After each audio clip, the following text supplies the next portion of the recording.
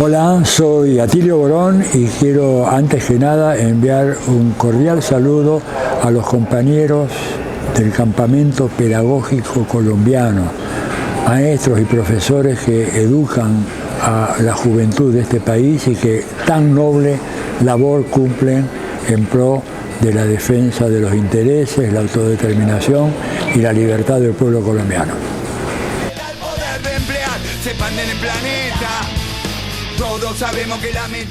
Mira, yo creo que tenemos tres focos de guerra que pueden llegar a ser tremendamente disruptivos.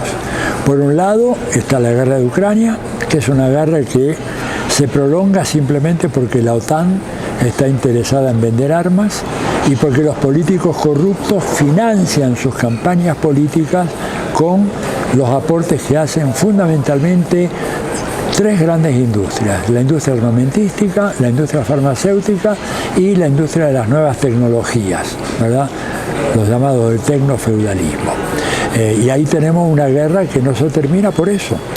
Y además no se termina porque Putin no está dispuesto a arrasar Ucrania, cosa que podría hacer, porque sabe que una vez que termina la guerra, Ucrania y los ucranianos van a estar al lado de Rusia y que por lo tanto hay que minimizar los daños que se le infligen a Ucrania en esta guerra. En segundo lugar, tenemos una guerra horrible, más que una guerra, una masacre, un genocidio en Gaza. Genocidio que ha matado ya a 55.000 inocentes, fundamentalmente mujeres y niños, pero a los cuales hay que agregar una cifra que calculan que por lo menos 10 o 15.000 personas que yacen bajo los escombros de Gaza, que ha sido destruida por completo. Y es una guerra que tiene por objetivo fundamentalmente expulsar a los gazatíes y dejar ese territorio en manos de Israel. Ese es el objetivo de la guerra y por lo tanto es un problema a nivel mundial. Y en tercer lugar tenemos las guerras que están preparándose en el Mar del Sur de la China. Estados Unidos insiste en armar hasta los dientes a Taiwán. Taiwán es una provincia de China. Hay 4 documentos reversales que se llaman cartas reversales firmadas por los gobiernos de Estados Unidos y de la República Popular China, en donde Estados Unidos reconoce que Taiwán corresponde y pertenece a China. Sin embargo, en este momento estamos viendo tanto Biden antes como ahora Donald Trump están queriendo tensar la cuerda para que se produzca un incidente que obligue a China a salir a guerrear, pero China no lo va a hacer. Pero de todas maneras, estos tres conflictos, Ucrania, Palestina o Gaza y Taiwán, de alguna forma hacen que Estados Unidos concentre parte de su atención ahora más en América Latina y el Caribe, porque él sabe que esas regiones las va a perder. Estados Unidos sabe que ha perdido influencia en Asia, que en este momento Asia tiene 2 grandes países que son los que articulan y mueven todo el tablero asiático, que son China y la India. Saben que Rusia se ha convertido en una superpotencia militar de primer orden y saben de que en África el peso de los intereses y de la política china es de una enorme importancia. Ante esa situación, ellos se están volviendo hacia América Latina, tratando de apoderarse de las enormes riquezas naturales que tenemos en este continente, que ha sido muy bien definido hace muchos años ya por un gran político bolivariano, Alí Rodríguez, que fue uno de los recreadores de la OPEC, cuando dijo que lo que define América Latina es que es un enorme emporio de riquezas naturales.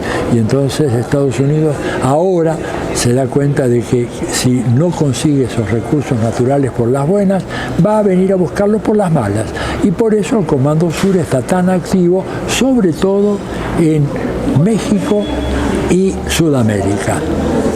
Esa sería, digamos, mi visión de los 3 grandes temas, ¿verdad?, que en este momento inciden sobre nosotros, Por eso hay que estar preparados, porque Estados Unidos está amenazando con una invasión a México.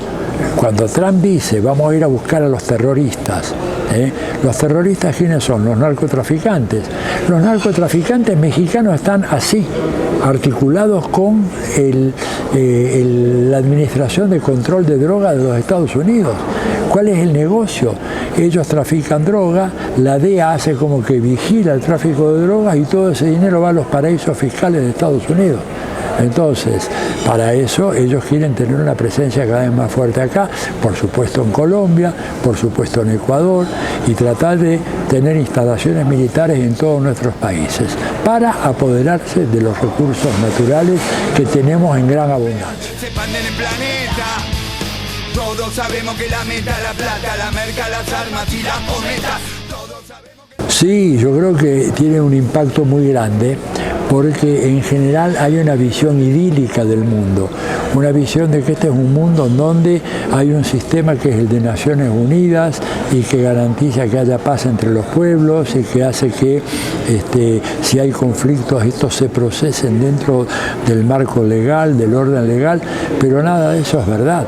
Nosotros estamos, ¿verdad?, en una situación en donde el proceso de educación se ha convertido en realidad en un proceso de deseducación. Y les voy a poner un ejemplo. Si ustedes le preguntan a cualquier estudiante nuestro, en cualquier país de América Latina, o de Europa, o de Estados Unidos, ¿cuál fue el país que derrotó al nazismo, que puso fin al terror del nazismo en Europa en la Segunda Guerra Mundial? 80% le va a decir que Estados Unidos. Y eso es una tremenda mentira. Estados Unidos peleó en Europa menos de un año, mientras que la Unión Soviética peleó contra el fascismo durante 4 años, a un costo de 27 millones de vidas humanas, mientras que Estados Unidos lo único que hizo fue el desembarco de Normandía y avanzar en un territorio casi liberado en un plazo de 9 meses, perdiendo apenas 500.000 hombres. Ese fue el costo que tuvo para Estados Unidos, 500.000 contra 27 millones. Pero, ¿qué pasó? La gran industria cinematográfica de los Estados Unidos, el control de los medios de comunicación, el control de los periodistas, de los académicos, de los intelectuales, al cabo del tiempo ha venido estableciendo la idea de que quien derrotó el fascismo fueron los infantes de marina de los Estados Unidos que desembarcaron en las playas allá de Normandía. Y eso es una falsedad absoluta. Ahora, cuando terminó la guerra, se hizo una encuesta en Francia. Se le preguntaba a la gente cuál había sido el país que había permitido derrotar al nazismo y liberar a Francia. 65% aproximadamente de los franceses dijeron la Unión Soviética. Esa misma encuesta hecha el año pasado, este año, porque se han cumplido, ¿verdad?, los 90 años, 80 años, del fin de la Segunda Guerra Mundial. Esa misma encuesta hoy, ¿saben lo que dicen? El 15% solo de los franceses dice que le deben su libertad a la Unión Soviética, y el 65-70% dice que eso se lo deben a las Fuerzas Armadas de los Estados Unidos. Fíjate si no hay una necesidad de educar en la verdad, ¿no es cierto? Y eso pasa también con nuestras historias nacionales, las historias que se cuentan, la historia oficial que se cuenta en países como Argentina, como Brasil, como Chile, no tiene nada que ver con la historia real. Y me temo que la historia real de Colombia tampoco es enseñada en los manuales convencionales de texto. Se presenta una historia absolutamente desfigurada, desnaturalizada, un relato idílico de la conformación histórica de la sociedad colombiana, en donde se omite decir que Colombia es el país de América Latina en donde la dominación oligárquica forjada a mediados del siglo XIX perduró hasta prácticamente hace unos pocos años. Mientras que en otros países de América Latina la dominación oligárquica se derrumbó hace casi un siglo. En Colombia es un proceso que está todavía inconcluso y lo estamos viendo con la fuerza que tiene la oligarquía terrateniente para impedir la reforma agraria en este país. el neoliberalismo con la privatización de la educación, las universidades, todo ello? El neoliberalismo, bueno, tiene un relato, ellos han construido un gran relato idílico de la realidad colombiana, de la realidad latinoamericana. Y por eso los profesores, este congreso pedagógico, tiene que trabajar muy fuerte para dar un relato real de qué fue lo que pasó en nuestros países, conocer qué fue la conquista y la colonización y el saqueo que sufrimos nosotros cuando se produjo el descubrimiento de América, que fue una guerra de conquista en donde se procuró aniquilar a los pueblos originarios. Hay países en donde, por ejemplo, la Argentina, la historia oficial está tan tergiversada que dice que la Argentina era un país de enorme territorio prácticamente vacío. Estaba lleno de pueblos originarios que no los reconocieron. Los censos no reconocían a los pueblos originarios, censos de población. Si eras un originario no te censaban. Entonces dicen, no, la Argentina es un país europeo. No es un país europeo, es un país donde tenemos unas poblaciones originarias muy fuertes y un mestizaje de las poblaciones originarias con los europeos también, que también se da acá en Colombia, ¿verdad? Colombia tiene pueblos originarios más numerosos que los que tenemos en la Argentina, pero también tiene una población misturada, mestiza, de los originarios con los descendientes de los españoles. Y esta es una gran riqueza que tenemos nosotros, esta articulación de culturas, pero no se puede hacer a costa de suprimir la cultura de las poblaciones originarias de las Américas.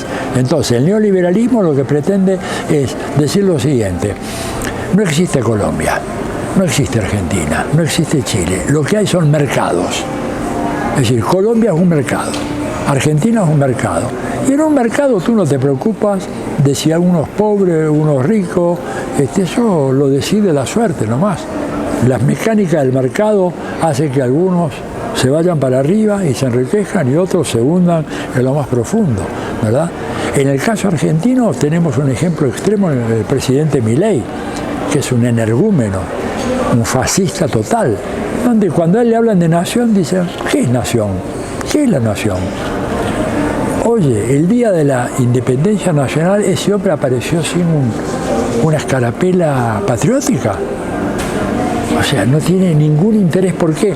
Porque él, como todos los neoliberales, anteponen el mercado a la nación, que es anteponer los intereses de los grandes sectores económicos a los intereses de los pueblos.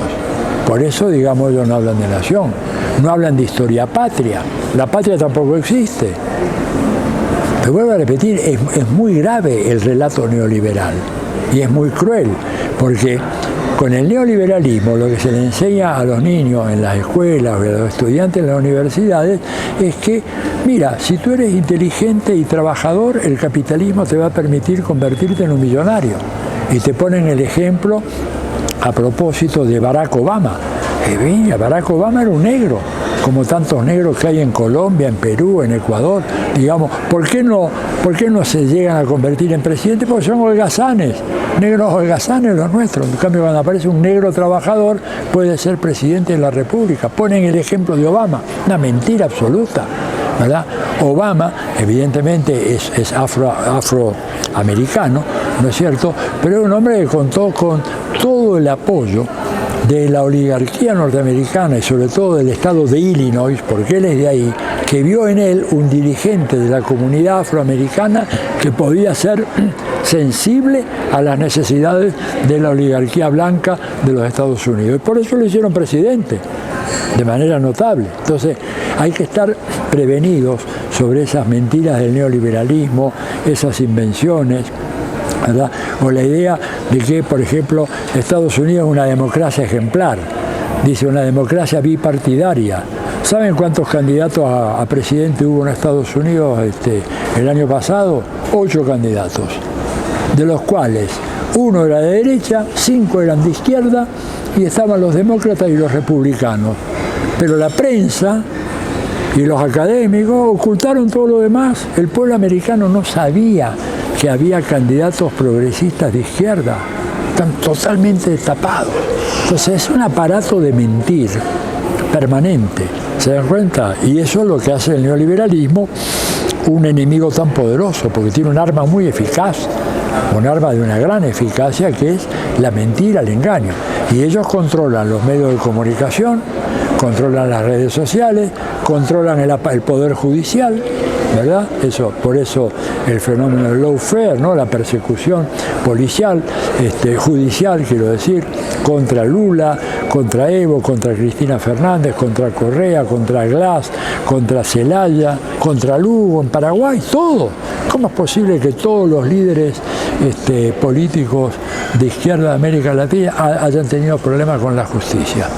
Y ustedes acá están viendo cómo se está armando un ensamblaje judicial tendiente a paralizar por completo el gobierno de Petro. Entonces, esto es el modelo neoliberal.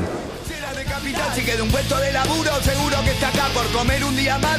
Puedo concentrarme y no pensar, descansar el banero. Mire, yo diría, primero, que nosotros tenemos que hacer una revisión de nuestros planes de estudio y de lo que se llama la historia oficial. Los maestros hoy en toda América Latina tienen que abordar con una nueva mirada la historia de nuestros países. Porque si no hacemos eso, vamos a estar simplemente reproduciendo hasta el infinito la historia que ha plasmado la oligarquía. La oligarquía en nuestros países ha tenido grandes intelectuales, ¿verdad?, al servicio de ella, al servicio de la oligarquía, que relataron una historia que no es verdadera. No es la historia verdadera del pueblo de Colombia, ni es la historia verdadera del pueblo argentino. Entonces tenemos que, como maestros, como profesores, indagar en esas raíces y exponer todas las mentiras. En segundo lugar, tenemos que tratar de insistir con los mejores métodos pedagógicos para que los jóvenes aprendan esas verdades, ¿no es cierto? Es decir, no es cuestión de decirlo una vez, esto hay que decirlo todos los días. Estén en guardia porque nos están engañando. Tengan cuidado porque nos están diciendo mentiras. La historia verdadera de Colombia es esta. Lo tercero, tenemos que entrenarnos seriamente en el uso de las tecnologías, las nuevas tecnologías, en las redes sociales. Tenemos que hacer que a todos aquellos que queremos que se cuente una historia diferente de lo que pasó en Colombia, una historia de la violencia en Colombia. ¿Por qué surge la historia? ¿Por qué surge la violencia en Colombia? ¿Por qué una violencia que dura más de medio siglo en Colombia? ¿Qué es lo que ha pasado? ¿No es cierto? Hay que contar esa historia de verdad. Es decir, ¿por qué mataron a Gaitán? ¿Por qué ocurrió el Bogotazo? ¿Por qué hubo gente que se fue al monte y pensó que no tenía más nada que hacer? Bueno, contarlo, pero además eso no lo van a contar ustedes en los grandes medios de comunicación de Colombia, porque no les van a dar el espacio. A mí tampoco me lo dan en mi país. A los amigos de Chile tampoco se los dan en Chile, porque la prensa está monopolizada, ¿verdad? No solamente la prensa, la radiodifusión, la televisión, y sobre todo ellos trabajan mucho ahora con las redes sociales, con estos aparatitos. Tenemos que meternos nosotros a aprender a utilizar estos aparatos, que son aparatos muy potentes, ¿verdad? Nosotros podemos hacer un gran trabajo a través de las redes sociales. No tenemos que tener miedo a eso, tenemos que meternos a fondo, dominar esa tecnología, la podemos dominar. Oye, yo a mi edad he podido aprender, esto es muy sencillo. Maestros, profesores, por favor, entrénense, no les cuesta nada. En pocas horas de hacer un aprendizaje con alguien que les pueda guiar, y ustedes van a disponer de un arma tremenda, porque pueden decir lo que nadie más va a decir. Están matando dirigentes campesinos en el Cauca. En tal lugar, a tal hora, una persona así fue acribillada por fuerzas paramilitares. Si ustedes no lo dicen, eso no va a salir en ningún medio. Y tenemos que hacer eso. Entonces yo les recomiendo revisar la historia, insistir en la enseñanza de la historia, meternos a fondo en estas redes sociales, redes digitales, que son un instrumento que en manos de la derecha nos domina y nos subordina, pero en manos nuestras pueden ser instrumentos de liberación y pueden ser instrumentos que les permitan a los maestros en Colombia que es un país muy grande y con una geografía muy difícil, ¿verdad?, organizar eventos, juntarse a través de alguna de estas tecnologías, porque de repente no hay dinero, ¿verdad?, para pagar, digamos, que se reúnan 50 profesores, delegados sindicales de los gremios magisteriales, que vengan todos a Bogotá y que se reúnan porque está el costo del pasaje, el costo de esto, la alimentación, el hotel. Señores, hacemos la reunión por acá. Hay varias plataformas que son gratuitas. Y entonces viene el de Bucaramanga, viene el de Cali, viene el de Manizales, los de Bogotá, Barranquilla, Medellín, todos los delegados pueden hacer una reunión virtual y coordinar una acción colectiva, que eso es lo que el neoliberalismo no quiere. El neoliberalismo no quiere acciones colectivas, que cada maestro se las arregle por su cuenta, o que cada profesor en un pequeño distrito pelee solo contra ellos. En cambio, con esta tecnología, con el Mito, con el Fitji, hay varias gratuitas, ustedes pueden hacer una reunión y coordinar tal día, tal hora. Los maestros, los profesores de Colombia, vamos a hacer un paro, o una protesta, o vamos a hacer algo. Entonces, este es el camino. Finalmente, maestro, ¿deben reeducarse los pedagogos, los maestros, los profes? Permanentemente. Tenemos que hacer un esfuerzo permanente de reeducación, ¿verdad? Porque hemos sido educados en las mentiras. Es decir, la educación es una parte de la lucha de clases y un elemento fundamental de la lucha de clases, ganar la batalla de la educación, con la cual nosotros somos víctimas de un sentido común que ellos han construido y que es un sentido común antipopular y en contra de la liberación de los pueblos, la igualdad, el progreso, la felicidad de nuestros pueblos. Así que la reeducación es muy importante y no dejen de hacerlo.